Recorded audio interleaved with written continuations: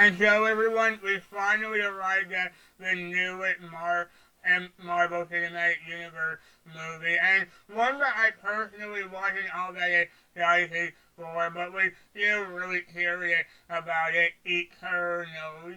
Yeah, I didn't know anything about the characters beforehand. I knew of them from hearing something from Marvel character guides and people talking about them, but in terms of the characters, I didn't know anything. Oh, so I had heard some bad things about this film before going in, like people saying it was the first actual bad MCU movie. Yeah, some movies in the MCU have been divided amongst the audience, but the vast majority of people mainly agree there was any bad MCU movie before, except this one. So I saw it last Friday and was hoping that I would at least be entertained by it and get some entertainment out of it. I've always tried to defend the MCU movies because I'm such a big fan. Even some of the films that maybe some people don't entirely like, I try to explain why I think they're good. And so really, I just really want to at least like this film and have a fun time with it regardless of all that. And so did I? Not really. As much as I really hatefully made it, I really didn't like this movie, and it's definitely my least favorite MCU movie so far. I was hoping I would disagree with what people have been saying about it, but in the end, I just really didn't like this movie and didn't get behind it at all. Which is a huge thing, considering I've never disliked a single one of their movie before, and this was being built up as a special movie for the MCU and one of its most unique. But there's a lot of things wrong with that I really didn't like. Oh, so like always, I'll be doing no spoilers to start off with, and then I'll be getting into the spoilers later. Okay, so what's the story? We're introduced to a group of immortal beings called the Eternals who have been on Earth for thousands of years and they're living normal lives these days. We're introduced to one of them named Cersei, played by Gemma Chan, who ends up fighting a monster called a Deviant, which is something she thought was dead, but after being attacked, she decided to get her group of Eternals back together to fight off more of them along with trying to understand the mystery going on. And I'll stop there. So immediately, the first thing here I really didn't like was the editing and pacing. The pacing in particular is really bad in there. I found that the opening in particular was really bad, and it barely gave us a chance to get to know the characters. And that's probably my least favorite aspect about the film entirely. The characters themselves in it aren't memorable at all. I don't remember a single thing about these guys. Only a couple of them from a few things, but it's not like, but most of that isn't really to do with the writing itself. The opening in particular goes by so fast that we barely get to know most of the part of the characters at all. The cast is well is mostly okay, but whatever problems I have with them mostly stems from the writing. I thought the majority of them were kind of boring and not memorable at all. The editing is also weird in the scenes where we focus on some characters' backstory. The whole movie actually reminded me a lot of The Inhumans show that a lot of people really didn't like. I never watched that show, but by watching this, it kind of gave me a bit of the same feeling people were talking about with that show. The movie really did, and really, that really did just for a way to describe it. The movie really did just bore me. I wasn't really interested in any of it. I will say some characters actually are likable, especially Brian Tyree Henry as Fatos. He was probably my favorite character in the movie, and his performance was really good. The film as a whole, though, really didn't hold my attention, and there's a lot of time where I'm just dedicated to the character just walking and talking, and it didn't really interest me. I will say the parts that actually were interested in were the parts where they were talking to the Celestials and finding out more about what is actually happening. When it focused on that stuff, it was interesting, especially at the end. And but everything else kind of in between all of that didn't really interest me at all, and it really did just kind of bore me. And even though I wasn't interested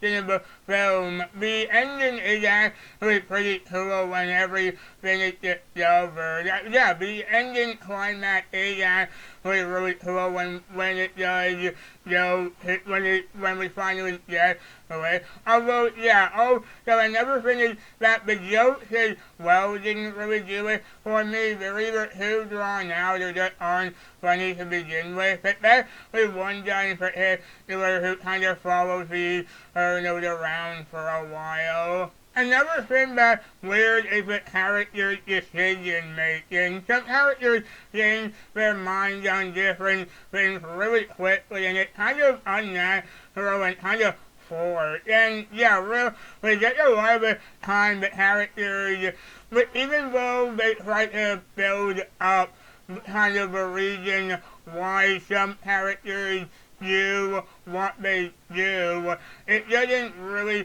feel that natural when they actually do kind of make a decision later on. It's kind of unnatural and like I just said, just feels really forced. And forced is really the best way to describe this film. A lot of things, especially at the start, just feel like they're put out really quickly, so we don't ever feel like we get to know any of these characters, like I said. Also, there are some things that really don't make any sense at all in this. Especially one thing in particular at the end. The action is a little underwhelming. There isn't that much of it, and when it is there, some of it is kind of cool, but the majority of them were kind of a letdown. Especially, when we see some characters using their powers. I don't know how to describe it. I don't know, just kind of the way some characters move when they're fighting, and it just looks kind of weird. Especially one guy when he's flying a lot of the time, it looks kind of weird. But I will say the one thing I really did love about this movie was the mid-credits. As soon as I saw that, I thought it was really cool, and it did make me really excited for the future. And the actual end credit scene was pretty cool as well, and that did make me excited for the characters in the scene. I won't say who they are, but when we actually see the characters in the scene, it did make me really excited for it. So, in the end, really, this film was mostly a huge disappointment of maybe the pacing and the edit, and really do bring the film down a lot. As a gigantic fan of them to you, it really does pain me to actually see a film that I personally really didn't like, and that wasn't really good in my opinion. I know this review probably wasn't very long, but that's because I feel like this movie is better to talk about in a spoiler section. So yeah, if you're an MCU fan, maybe go in with low expectations because it is pretty disappointing. And I don't think I would ever really want to see this movie again. And it's kind of sad because their last movie, Shang-Chi, may have been one of my favorite MCU movies, and then they followed it up with this. So yeah, again, I do still recommend seeing this slightly just as an MCU fan. I just couldn't really get in with myself personally. And so everyone, so that's my review for the Eternals. Thank you all so much for watching. Once you've actually seen the movie, come back and watch the rest of it for the spoilers. But for now, thank you all so much for watching. I hope you all like this video. If you did, then please like this video and comment down below to tell me what you think. Alright, so let's just go into the spoiler section.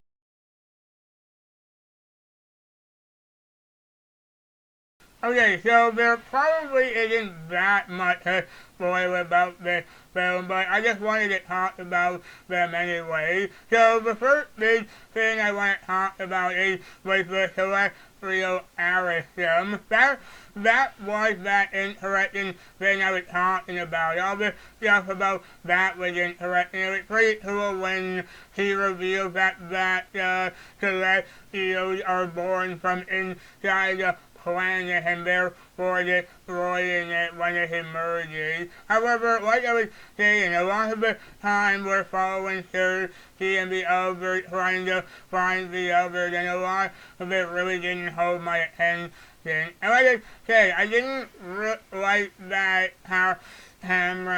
cameraman who was following them around for a while. I know it was supposed to be funny, but I just didn't really find it funny. I also didn't really care that much when Gilgamesh got killed. They like to make that emotional, but like I said, since we don't really find out much about the characters, and since they're not really memorable, it was just hard to get into that scene emotionally. I also found it weird when we saw that opening crawl part at the beginning. I don't know, it felt like they were trying to be like Star Wars, and it was just weird to me. I also didn't like that opening action scene of the beast. It was kind of weird, and the actual scene itself was just weird, and again, just felt kind of forced. And yeah, that was what I meant when I said that the action and the effects were kind of weird. Especially when Icarus was kind of flying and all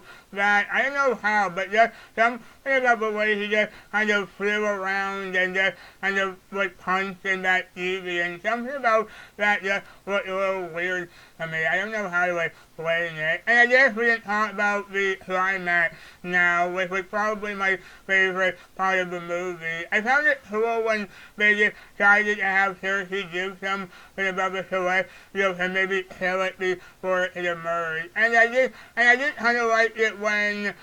And, however, I did find it kind of weird when it was revealed that Icarus was kind of a villain. I guess I kind of like that scene because it does kind of make a bit of sense, but even if it was kind of predictable, and yeah, even though it was kind of weird, it was still pretty kind of cool, and it did lead to some cool action moments when they were fighting him at the end. And then at the end, even though I thought Cersei killing the Celestial was cool, it just kind of made me wonder how the planet was still stable. Like when I saw it, it looked like the Celestial made some serious damage to the Earth. So that was kind of weird to me, like how the planet was still stable when he kind of came out. It kind of looked like it should have been like kind of unstable at that point when he came out of it a little bit. But and another thing that was weird was when Icarus apologized and then maybe killed himself. That was the part that was what I meant when some character's decision made was kind of weird when he was just kind of when they kind of fought him, and then he just decided to apologize. I didn't like how that just changed back quickly, and I did, and yeah, even though again they do show us some backstory to explain it. It just kind of made no sense when the scene itself actually happened. And I did find the part where Arishem came to the earth and took them away pretty cool as well. It just kind of made me wonder how this will affect the universe going forward. And now we can talk about the end credit, credit scene. The mid-credit scene was the one that made me really excited with the remaining Eternals on the ship, and then Pip the Crow and Starfire show up. Pip especially I found really surprising because I know who he is, and so it was cool to see him in live action. And the same goes for Starfire. I know him to be the brother of Thanos, and it was cool to see him and tell the others that he might know where the other Eternals are. And so yeah, that was really cool to see. And then the end credit scene where we see that Jane guy with the sword was cool too. I personally would have liked to have seen more of him in the film, but it was cool, and I am curious who it was he was talking to. That just kind of spoke to him for a brief moment. That was really cool. So I'm curious to know what that happened. So, I'm curious to know who that was. So, yeah, the end credit scenes were really cool, and they got me really excited to see a few more of the characters in the future of the series. And yeah, that's really about it. So, yeah, like I said, it's sad that this film was a huge disappointment, but I am still excited to see more of a few of the characters. So I'm curious to know how this movie will affect the rest of the MCU going forward. And so, yeah, everyone, so that's my review for Eternals. So, yeah, thank you all so much for watching. I hope you all liked this video. If you did, then please like this video. Please comment down below to tell me what you think. Please follow me on Twitter. Alright, Daniel Maloney, Hey and Disney, Fan Rider, Kingdom Hearts and Disney. Please every day, and please subscribe for more content like this coming soon, and I'll see you on next time. Take care.